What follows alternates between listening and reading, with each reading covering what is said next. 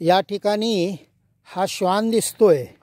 हा श्वान हा आमच्याबरोबर एक पहिला श्वान आला होता आणि त्यानंतर आता हा परत दुसरा श्वान सेम जो दिसायला अगदी तसाच आहे असा हा श्वान आमच्याबरोबर येतोय। हा झरवानी गावातून हा आम्हाला जॉईन झालेला आहे गुजरातमधल्या। आणि हा श्वान सेम जो पहिला श्वान होता तो जवळजवळ 100 किलोमीटर आमच्याबरोबर चालला। 100 किलोमीटर तो आमच्या प्रत्येक मुक्कामाच्या ठिकाणी तो बसलेला असायचा। रात्री बाहेर दरवाजाच्या बाहेर थांबलेला असायचा आणि प्रसाद घेऊन परत तो दुसऱ्या दिवशी परत श्वान तो असाच आमच्याबरोबर 100 किलोमीटर चालला।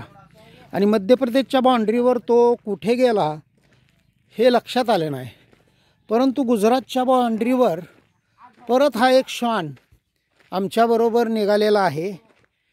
जवळजवळ झरवानीपासून तो आमच्याबरोबर 10 किलोमीटरचं अंतर त्यांनी सर केलेलं आहे।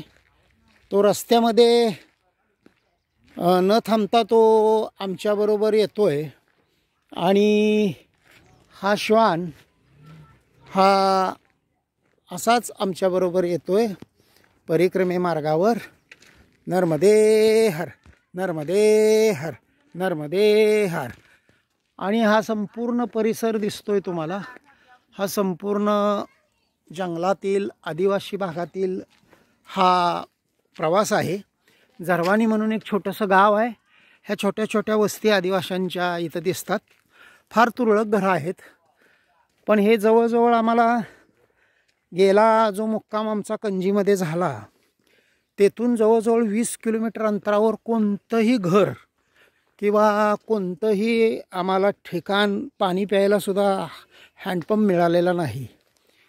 आणि गुजरात सरकारने हा रस्ता करण्याचं धोरण घेतलेलं मोठं दिसतंय, कारण जागोजागी रस्त्याची कामं सुरू आहेत, पुलांची मोठमोठी कामं सुरू आहेत। मला वाटतं पुढच्या वर्षापर्यंत अगदी डांबरी रस्ता हा अत्यंत सुंदर हा रस्ता हे गुजरात सरकार करेल। आणि अशा पद्धतीनं हा संपूर्ण जंगल भागातील परिसर आहे। अतिशय उंच डोंगर, उंच दऱ्या असा हा परिसर नर्मदा